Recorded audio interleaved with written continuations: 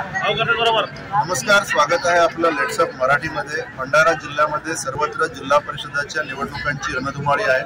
सर्वच पक्ष या निवडणुकांमध्ये आपल्या प्रतिष्ठापनाला लावून आमचा उमेदवार निवडून येणार या पद्धतीच्या गोष्टी सांगत आहेत। राज्यात काँग्रेस पक्ष सत्तेत आहे। भंडारा जिल्ह्याच्या प्रचार दौऱ्यावर काँग्रेस प्रदेशाध्यक्ष नानाभाऊ पटोले त्यांच्याशी संवाद साधूया। निवडणुकांबद्दल त्यांना काय वाटतं? आदरणीय नानाभाऊ, आपलं लेट्सअपमध्ये खूप खूप स्वागत।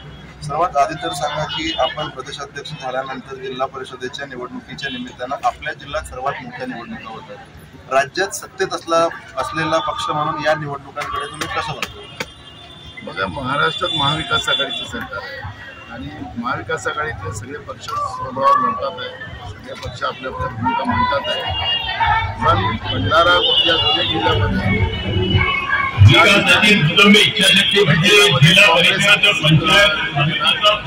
ज्या पद्धतीने भाजपने दिशाभूल शेतकऱ्यांना उडवण्याची त्यांची भूमिका आहे, बेरोजगारांना फसवलं, गरिबांना फसवलं, अशा या परिस्थितीमध्ये लोकांना पर्याय एक आहे तो काँग्रेसच आहे आणि त्याच्यामुळे भंडारा आणि गोंदिया जिल्ह्यामध्ये काँग्रेसचाच एखादी विजय होईल अशी परिस्थिती आहे। काल पालकमंत्री देखील आपल्या जिल्ह्याच्या दौऱ्यावर होते। काल पालकमंत्र्यांनी देखील बऱ्याच गोष्टी सांगितल्या, आज आपण बऱ्याच गोष्टी सांगितल्या। मात्र याच जिल्ह्याच्या दौऱ्यावर अन्य पक्षाचे जे नेते आहेत ते सातत्याने काँग्रेस पक्षावर टीका करताना दिसत आहेत। त्या टीकाकारांना काय उत्तर द्याल? असं आहे की त्यांचं साडगाड आहे की देशाला संपवणारी व्यवस्था जी आहे BJP तिला मदत करायची भूमिका आहे। ईडीच्या धाकानं, CBIच्या धाकानं त्या पद्धतीने वागतात आहे आणि लोक आता त्यांचा हा डाव ओळखून आहे। त्याच्यामुळे त्यांना उत्तर द्यायचं, जनताच उत्तर देणार, आम्हाला उत्तर द्यायची गरज नाही। जनता निवडणुकीच्या माध्यमातून त्यांना मिळालेल्या मताच्या माध्यमातून त्यांना उत्तर दिले खरे, मात्र आपण जे उमेदवार दिलेले आहेत त्याच्यामध्ये तरुण आहेत, ज्येष्ठ आहेत, महिला भगिनी आहेत। या उमेदवार निवडीच्या बाबतीत तुमच्या काय विशेष भावना होत्या? कारण सर्व गटाला समाधान वाटेल असे उमेदवार काँग्रेस पक्षाने दिलेले बघायला मिळाले।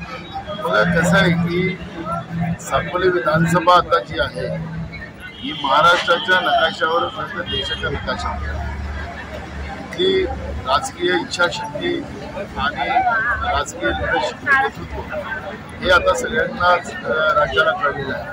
त्याच्यामुळे इथून निवडून जाणारी लोक असली पाहिजे, लोकांच्या सुखदुःखात राहणारी असली पाहिजे, विकासाचं त्यांना देत असलं पाहिजे आणि म्हणून या सगळ्या नातेसंबंधाला जेव्हा न्याय देत असतात त्याच्यामध्ये आम्ही ती क्वालिटी बघतो की त्या निमित्तानं या विधानसभेचं विकास व्हावा ही त्याच्यातली भूमिका आहे आणि सगळ्या जाती धर्माला सोबत घेऊन चालणारी व्यवस्था काँग्रेस पक्षाने ज्या पद्धतीने वरपासून खालपर्यंत जी रचना आखलेली आहे त्याला साजेसं असं उमेदवार आपण दिलेला। एक शेवटचा प्रश्न, प्रियंका गांधींची लोकप्रिय डायलॉग होते लढती हूँ लढ सकती हूँ, त्याला अनुसरून महाराष्ट्र प्रदेश काँग्रेसने प्रत्येक जिल्ह्यातील महिला कार्याध्यक्ष देण्याचा निर्णय घेतलेला आहे आणि तमाम महिलांना हा निर्णय लोकप्रिय वाटतोय, ज्याचं स्वागत मोठ्या प्रमाणात होतं। त्याच्याबद्दल आपण पाहिलं की राजीव गांधी जेव्हा देशाचे प्रधानमंत्री होते त्यावेळेस महिलांना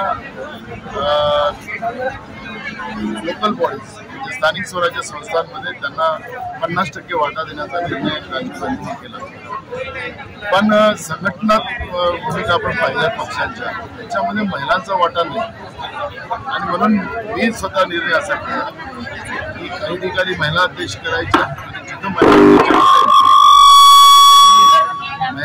महिलांना कार्याध्यक्ष करायचं, जेणेकरून मूळ जी संघटना आहे काँग्रेस पक्षाची बदल काँग्रेस आहे त्याच्यामध्ये महिलांचा वाटा वाढावा, जेणेकरून स्थानिक स्वराज्य संस्थांमध्ये पक्ष संघटनेला फायदा। एक शेवटचा प्रश्न, मतदारांना भंडारा असेल किंवा गोंदिया पंचायत समिती, जिल्हा परिषद, नगरपंचायतीच्या मतदारांना या निमित्ताने काय आव्हान? की आज भंडारा जिल्ह्यात आपण सगळ्यात मोठा बघतो की लिडरशिपचा अभाव आहे। तुमच्या विधानसभेचं आपण चित्र पाहिलं, भंडारा विधानसभेचं पाहिलं, आज जे काही सगळ्यांचा विश्वास आहे की साकोली विधानसभेच्या लिडरशिपला आणि म्हणून साकोली विधानसभेच्या लिडरशिपला नाना पटोलेला एक मोठी जबाबदारी जिल्ह्याची आणि म्हणून जिल्ह्याची जबाबदारी पूर्ण करत असताना जिल्हा परिषद पंचायत समित्या या नगरपंचायत या काँग्रेसच्या यावं, जेणेकरून आपल्याला भंडारा जिल्ह्याचा सर्वांगीण विकास करायला सोपं. खूप खूप धन्यवाद.